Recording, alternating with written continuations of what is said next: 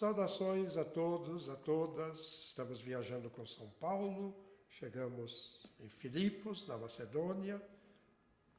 Um bom acampamento romano, uma boa cidade que tem história.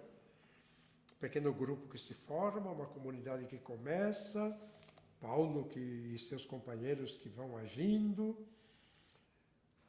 Ele faz uma cura, um milagre aqui. Um milagre que vai ter consequências, né?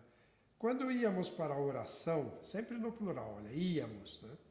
Veio ao nosso encontro uma jovem, capítulo 16 dos Atos, versículo 16, uma jovem escrava, que tinha um espírito de adivinhação. Ela era possuída lá por algum mau espírito, só que era de adivinhação. As pessoas iam consultá-la, e ela respondia, pitonisa, o que existia por aqueles lados, né? E ela obtinha para os seus amos, para os seus donos, muito lucro pelos seus oráculos. Então, ela entrava em transe, as pessoas iam consultá-la, ela dava as respostas, dava um dinheiro. Como ela é escrava, ela não ganhava nada, tudo ficava para os seus donos. Certo dia, quando íamos para a oração, veio ao nosso encontro, ela veio, uma jovem escrava, que tinha um espírito de adivinhação. Ela obtinha para os seus amos muito lucro por seus oráculos. Começou a seguir-nos, a Paulo e a nós, clamando, estes homens são servos do Deus Altíssimo. Deus se serve desta menina que tem um espírito de adivinhação para proclamar uma verdade. Interessante isso. Estes homens são servos do Deus Altíssimo, que vos anunciam o caminho da salvação. Vejam o que ela diz. Isto ela o fez por vários dias. Fatigado com aquilo, Paulo voltou-se para o Espírito, dizendo, em nome de Jesus Cristo, eu te ordeno que te retires dela. E na mesma hora saiu. Então, ela fez lá, fazia uma coisa boa, né? Ela ajudava o anúncio, dizendo quem eram. Mas Paulo se cansou daquela menina atrás deles, tirou aquele espírito de adivinhação. E o que aconteceu? Ela não dava mais as respostas aos que vinham consultá-la, né?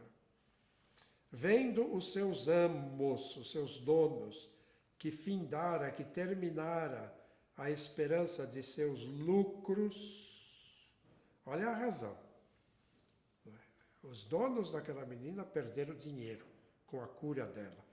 A menina pouco importa, não? Pouco importa. Importa o dinheiro que ela dá. Isso até na igreja de Jesus Cristo acontece. Não? Então, aí importa o dinheiro que ela dá. Paulo e Silas, então, foram agarrados pelos donos daquela menina e os arrastaram à presença dos magistrados. Então, eles ficaram com muita raiva e levaram Paulo e Silas, no caso. E, todos militares ali, cidade militar. Que acusação melhor eles podiam fazer? Não seria uma acusação religiosa, são militares. Eles fazem uma acusação inteligente. Estes homens estão perturbando a nossa cidade. Estes homens estão perturbando a ordem da nossa cidade. Propagam costumes. Amotinando-se a multidão contra eles, mandaram açoitá-los. Então, eles são acusados de perturbar a ordem da cidade, o que assusta imediatamente os militares, né? Ficaram assustados e mandaram logo prender, sem nenhum julgamento, Silas e Paulo são açoitados em público com varas, as varas romanas. Lançados na prisão, são presos na parede, com os ferros na perna e no braço, e diz aí os Atos que durante a noite, pela meia-noite, Paulo e Silas, em oração, cantavam os louvores de Deus, enquanto os outros presos os ouviam. Então eles são presos, depois de terem sido açoitados, pequenos anzóis na ponta dos açoites. Lá estão os dois presos numa parede, não dá para ficar de pé, não dá para ficar sentado. E eles cantam. De onde vem a força desses homens? Eles cantam os louvores de Deus. Bem, depois vai haver um terremoto, o carcereiro quer se matar, Paulo o converte, todo mundo fica feliz, e ali as coisas terminam bem, com a conversão do carcereiro e a sua família, mas o melhor que Paulo e seu grupo pode fazer é sair de Filipos, porque as coisas se tornaram muito complicadas, e eles foram soltos depois, não é? Quando souberam que eles eram romanos, Paulo, sobretudo, que era romano, os outros soldados ficaram com medo também. Então soltaram a eles, vieram até insistir para que eles saíssem da cidade. A saírem da prisão, foram confortados pelos irmãos e aí foram para Tessalônica. Você tem Filipos aqui, numa linha reta, lá em cima está Tessalônica. Filipos hoje são ruínas, Tessalônica é uma grande cidade ainda. Se você descer de Tessalônica para baixo, você chega em Atenas. Então aqui Atenas aqui embaixo, Tessalônica, Filipos.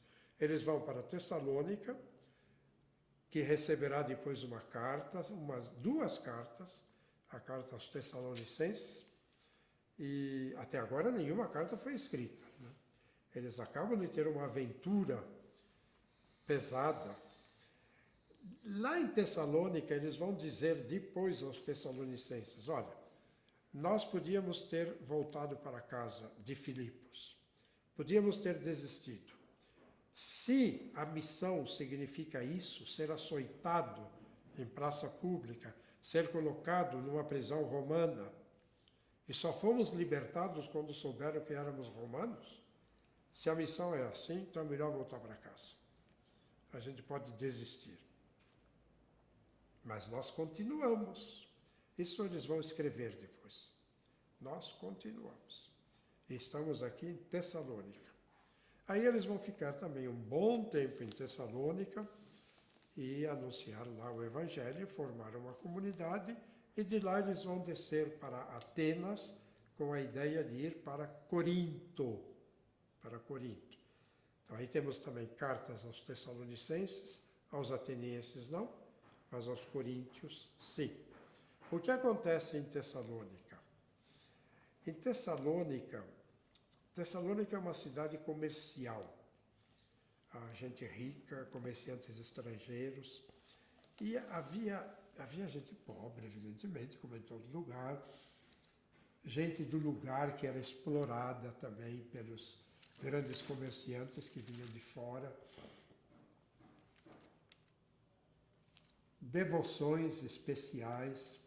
E havia, segundo os estudiosos da geografia dos Atos dos Apóstolos, uma expectativa da população mais pobre que eles acreditavam, né? Um dia a gente vai sair dessa situação de exploração e de miséria.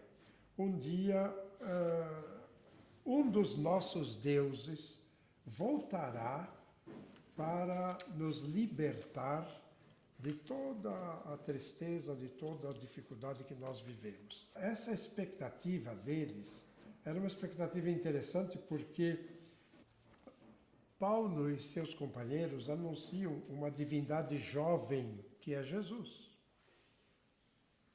Os seus 30 anos estava lá na cruz. E Jesus que promete vir de volta, voltar.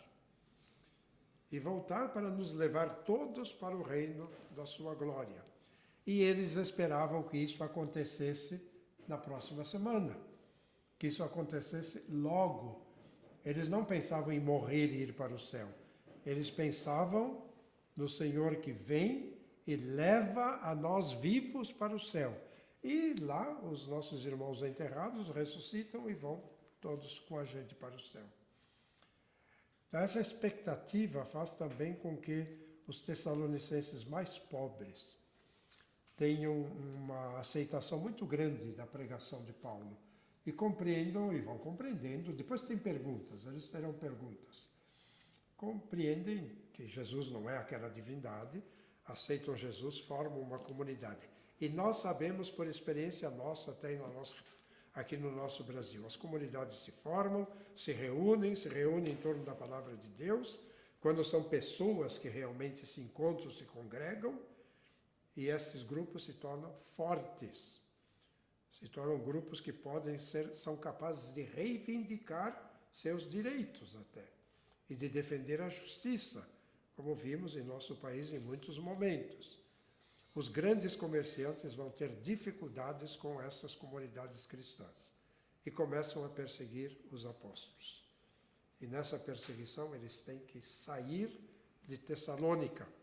E a comunidade cristã também é perseguida, uma pequena comunidade mais forte, que é perseguida, e os apóstolos vão embora com a preocupação como é que eles vão ficar.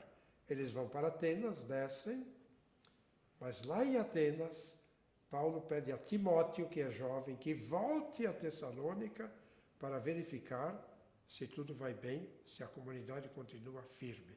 E ela continuou firme.